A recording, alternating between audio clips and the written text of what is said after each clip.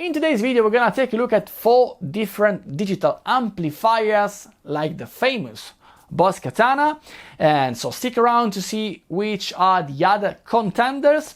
I ordered these 4 amplifiers to strumentimusicali.net that made this video possible. Of course, if you want to support this kind of videos, please leave a like and subscribe to my channel, it really helps me out. And then guys, let's move to the amplifier because there's a lot of stuff to say and do. Let's start with the first amplifier. The first amplifier we're going to talk about is the BOSS Katana 50. This is the Mark II version and it's, really famous, and I think it's because it works just fine. It's nice sounding, it's compact, and it's powerful. Enough, I think, to play with a drummer, maybe not the loudest drummer ever, but still. So that's why I think it has a lot of success. But the biggest selling point to me is its simplicity, because it's really simple. As you can see here, we have just the amplifier section with 5 different type of amplifiers with a variation as well. To be honest, I didn't really enjoy very much the variation thing. I think it was a little bit too bright, but maybe it's just me. And then we have gain and volume, really self-explanatory, and then equalizer, again really simple, and the effects section. And here it's really easy. We have the double knobs here, so the external knob will turn up the booster and the internal one will turn up the modulations. And as you can see, we can press the LED to switch between the different type of boosters and different types of modulations, and if we don't like them, we just can turn them off again. Same thing with FX and delay, same situation with the tap tempo here, really convenient, and then the reverb, same thing. So we have different types of reverb, delay, and everything. It's really accessible. We don't have to switch and tap and menus and stuff like that. It's really easy and simple, and that's a huge thing. And then we have this last section, so we can choose between the channel 1 and channel 2, that basically are 2 different presets, like if we have a clean channel and a distorted channel basically, but we can choose whatever. We can select with anything we like, or panel that supposedly is to be like what you can see in the panel. It sounds it's just like a regular analog amplifier. And then we have a power control that basically it's kind of a attenuation kind of thing. I don't know if that's really useful. You can turn the volume down if you want, because to me, I think the most important thing is that volume that you can have out of the speaker, that makes a huge difference. It's not just the power amp sag or saturation, but if you want to emulate that, it's there. So yeah, but I didn't really use that that much. So all the samples that you're gonna hear, they were made with the full volume thing. And then on the back panel we have a USB socket, and then the aux in, the auxiliary input if we want to play our favorite backing tracks and playing along with them, or records or whatsoever. And then we have a foot switch input or expression pad that you can choose between them, phones and record out, and then power amp in if you want just to use this amplifier as a power amp for your mother or whatever. I don't know if that's really a thing, it's useful, but if you like that, it's there. And then we're gonna listen to a little bit, some sound samples. Just a little disclaimer, I'm gonna play that through an SM57. I'm gonna mic this amplifier, okay? So what you're gonna hear will be just, the close miking thing, and that's not really representative of the sound that you will have in the room. So it's just, pretty much to have an idea on what kind of tones you can get out of this amplifier, but it's not really the sound that you're gonna have in the room. And to doing that, I think the only thing you can do is just buy one or try one in your room, because the room makes a lot of difference when you playing with combo amplifiers like this one. Of course, you can record them via USB as well, but I think that if you're gonna buy this one, it's because you want to hear that, you know, with its speaker. Otherwise, you would buy maybe something else. And yeah, so we can hear now some samples and let me know if you like them or not.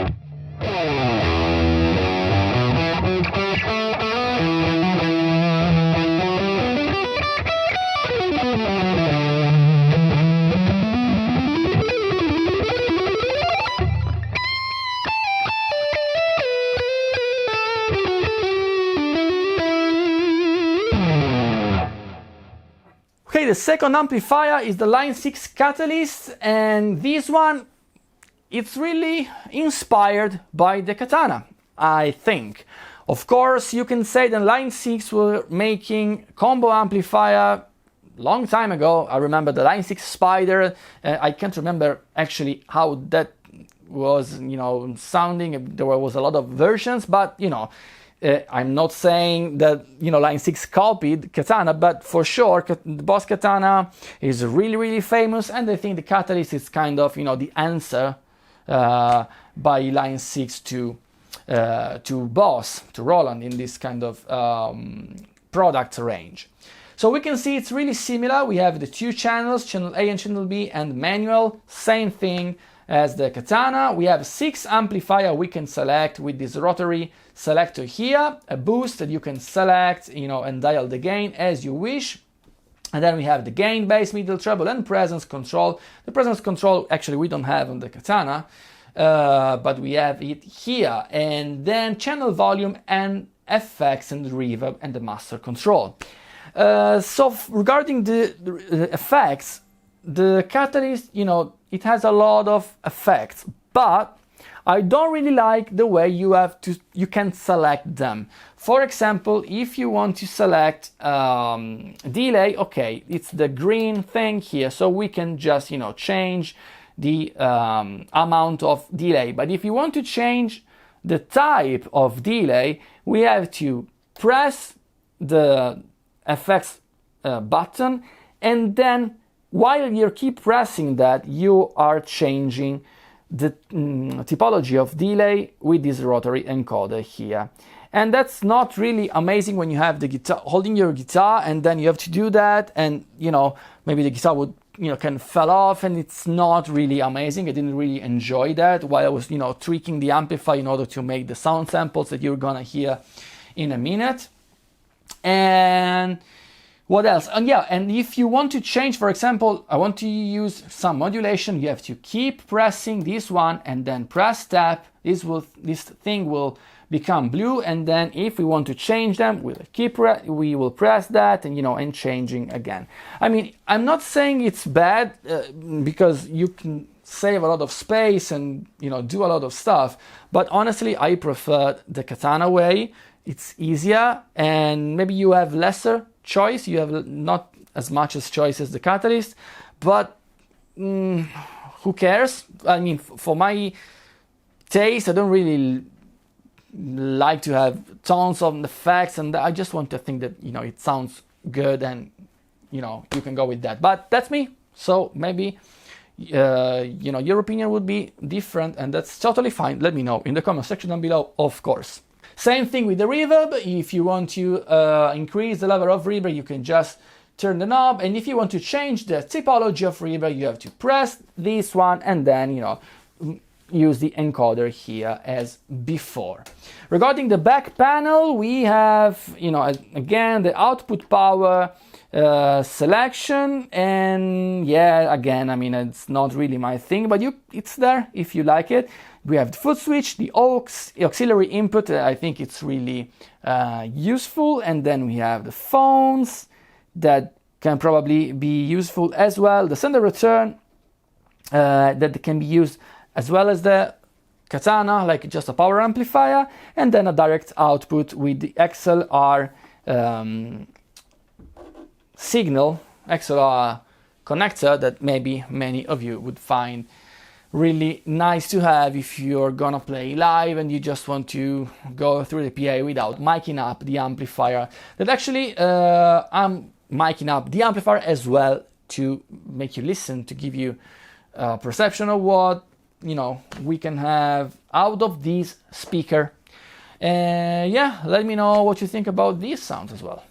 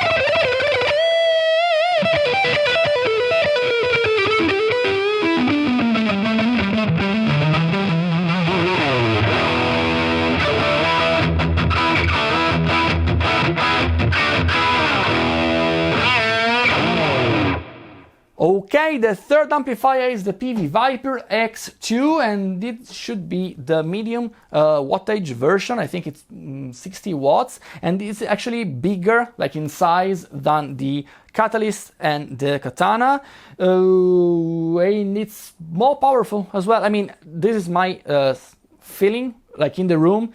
This one has got definitely, you know, more air is moving while you're playing through this amplifier, at least to my perception. And regarding the panel, it's not as intuitive as the Katana, maybe, but it's not that difficult as well. This one is the instrument and stomp encoder, and you have, you know, different effects that you can select. And oh, here, yeah, we have the 4 channels, like 4 instrument type. This is not really super clear, actually, to be honest. It's not really intuitive, and maybe I should check the manual for that. But if I remember correctly, I read that if you're using a bass, you can select just the bass stuff, so you won't use the others. I mean, it's a little bit confusing, to be honest, not my favorite thing. But regarding the amplifier section, this is really cool because you have 3 sounds for each amplifier. You have a lot of them, and some of them are like Peavey ones, like the 6505, for example, or the Triple X. And this one, I think they sound pretty good. Maybe this is the amplifier that I like the better regarding distorted tones. Yeah, I think it sounds quite nice. And if you want, you can add some effects here. Regarding the other knobs here, you can basically select the EQ with these ones, and the pre-gain and post-gain. That's basically a Peavey thing. Basically on most of their amplifier, you have the pre-gain and the post-gain. So if you're not used to that, maybe you can, practice a little bit in order to get your favorite tone out of these amplifiers, as well as the digital versions. And what else? Oh yeah, if you're like these ones with the red and red here, you have the gain, so you're dialing the amplifier stuff. Or if you're pressing the effects button, you here can choose between, you can select different values of what I'm doing. Yeah, here. Okay. So you can choose, the P1 and P2, so the two parameters to, maybe level and gain of the effects or whatever you're choosing. And then here we have the delay feedback, delay level, and reverb level. Kind of easy because you can always access really easily at the reverb level and the delay level, like instantly on any kind of situation that maybe it's the most used thing, the more used effects are reverb and delay, probably. And then we have a master volume, that's pretty self-explanatory. And then we have the, of course, if you press here, you can see that edit mode is lit, so you know that you're editing your effects. Then we have phones, auxiliary input, USB here for audio and control. And then the Bluetooth, if I remember correctly, that's for streaming, your music. And that's pretty much it, actually. And now we can hear the tones of this amplifier.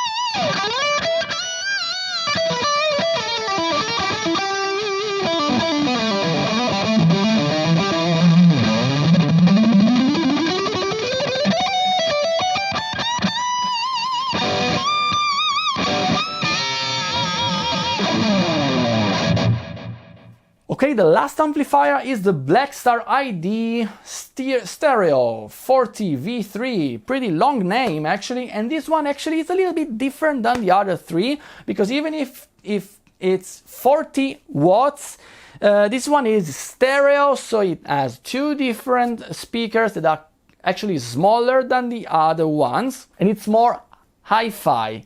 When you're playing back you know, your backing tracks and stuff like that. This is really pleasing because you can have the full spectrum of a proper, you know, production, while the other amplifiers, you know, since they have guitar speakers, they tend to cut a lot of high frequencies. In this one, actually, it's more hi-fi, and it's really pleasing. And I had really a ton of fun playing through, you know, my favorite records or backing tracks along with this amplifier. It was really an immersive and fun experience, actually.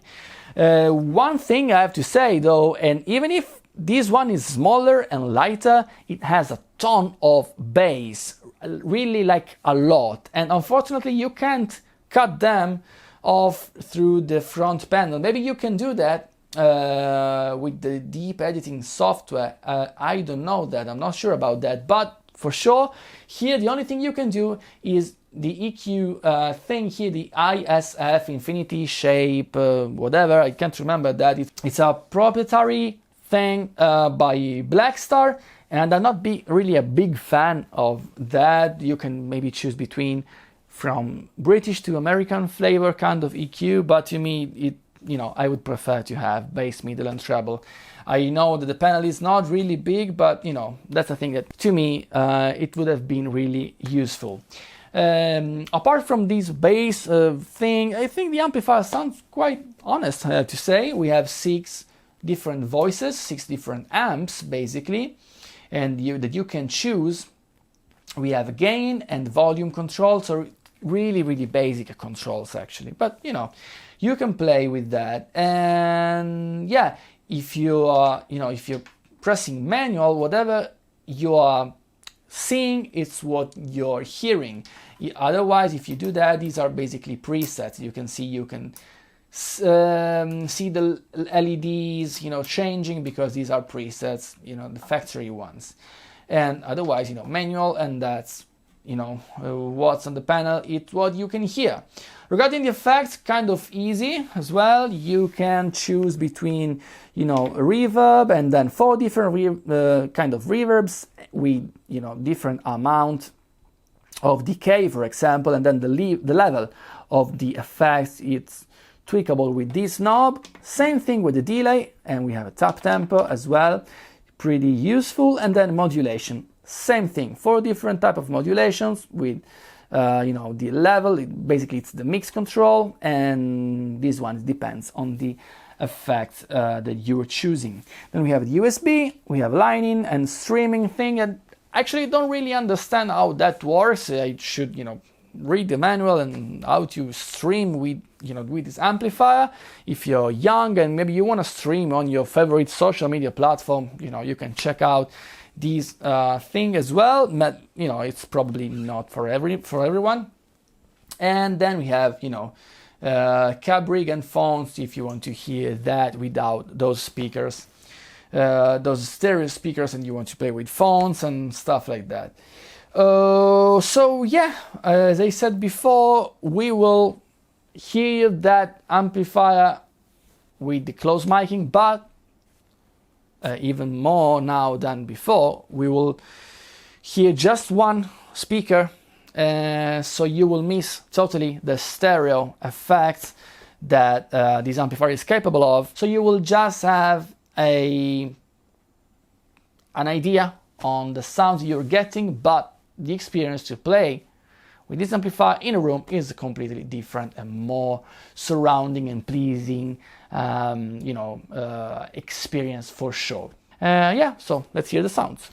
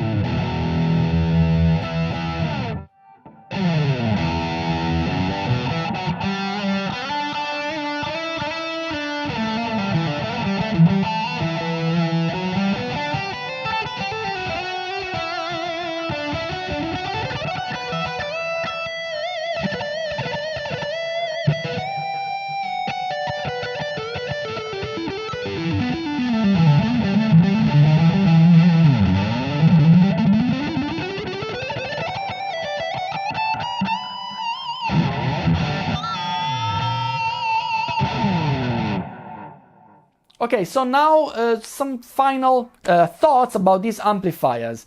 Let's start with saying that I understand why the BOSS Katana is one of the best-selling amplifier in its price range and its category, because it sounds good and it's really easy to use. So it's kind of a perfect product. It's lightweight, it has the right punch, I guess. Maybe the 100 will be a little bit more powerful and that will be more, you know, maybe it will be better to play with the drummer, with the band. Maybe the 50 will be just, you know, enough, but I'm not sure about that. But still, it's a great product and I really enjoyed playing through that, because no matter the amplifier and everything, it was, you know, it sounded good. Also the effects, everything, you don't have to tweak that much. It's just, you know, a plug and play amplifier, and it's really simple, easy, and I think it sounds good. So that's why I guess it had a lot of success. And also playing with backing tracks, it was fine, not as fun as the Blackstar, but still maybe the best one, except the Blackstar, no, the best one among the other two, so compared to the Catalyst and the Vypyr. Regarding the Catalyst, well, I think they were trying to improve what the Katana offered, but I think they overcomplicated it a little bit, so I'm not a super fan of this complication thing, if it makes sense. You can maybe do more from the front panel and everything, but maybe you don't need that. I mean, I don't. I prefer to have an amplifier that is just plug and play. And, you know, for this price range, for this category of product, I don't want to go crazy with that, because we don't have, you know, the editor and everything. I mean, you can do that, but if you're just, you know, playing the amplifier around, and I just want to have something that is really easy, like the Katana. And so the Catalyst for me, it's a little bit overcomplicated, and to be honest, I wasn't as pleased as I was when I was playing with the BOSS. It was a little bit harder to me to get some tones that I would like. Of course, it's a personal choice, so I was resonating more with the Katana for sure. And you know, that's it. Maybe it's a little bit more powerful than the Katana, but you know, still it's pretty much the same type of product. The Vypyr though is a little bit different, because it's a little bit more a real amplifier, a little bit more powerful. Maybe it's a little bit more old-fashioned, but maybe that would be my choice for a music school, for example, when you can, you know, make a do a guitar lesson, and then you can rehearse with the kids, you know, and everything. And I think that's more suitable for, you know, kind of live use. Of course, it's not a super powerful amplifier. If you have, you know, a super loud drummer, maybe that's not powerful enough. But still, for little gigs, you know, maybe with kids and stuff like that, I think it can do a pretty nice job. But if you guys have that amplifier and you're gigging with that, let me know in the comment section down below. And then the Blackstar amplifier, it's really fun, because it's more, you know, it's a bridge between like a THR by Yamaha, you know, the THR10. I don't know if you know that I have that, and it's a desktop amplifier. So it's a little bit like a bridge between that kind of amplifier and, you know, the Katana and friends. And so I think I would be kind of interested to play, to try the smaller versions, because this one, as I said before, it's a little bit boomy on the bass frequencies. So if you want just, you know, to play your guitar through, you know, with backing tracks, along with backing tracks and stuff like that, maybe you don't need 40 watts of power. Also because I don't think that this one can stand a drummer. I think it would be not as powerful as you would need. I know that Blackstar made the ID 100 and ID 150 version of this amplifier, but it will be a little bit more expensive and more powerful as well. So that's why I chose the 40 watts, but it's a little bit a different type of product. Although, as I said before, it's really fun to play because it's in stereo and the backing tracks and everything sounds really, really good, and it's so immersive, and I had tons of fun playing with the Blackstar. So if you just want to play your guitar along with backing tracks and records, you know, try the Blackstar ID Core series because it's really, really fun and quite inexpensive, I have to say. So it can be an interesting product for sure.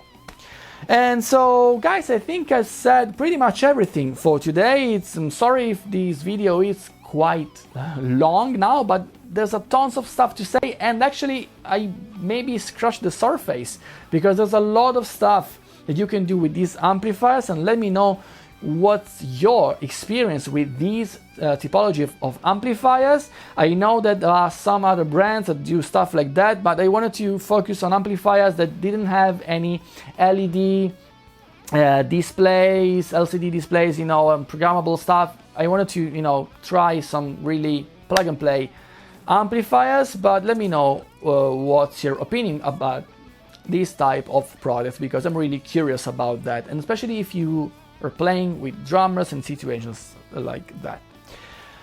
All right, it was a really long and, you know, not really easy video to do, but I want to thank again strumentimusicali.net to give me the opportunity to make this video. Of course, you can subscribe to my channel and give a like to this video if you want to support me. And that's pretty much it, guys.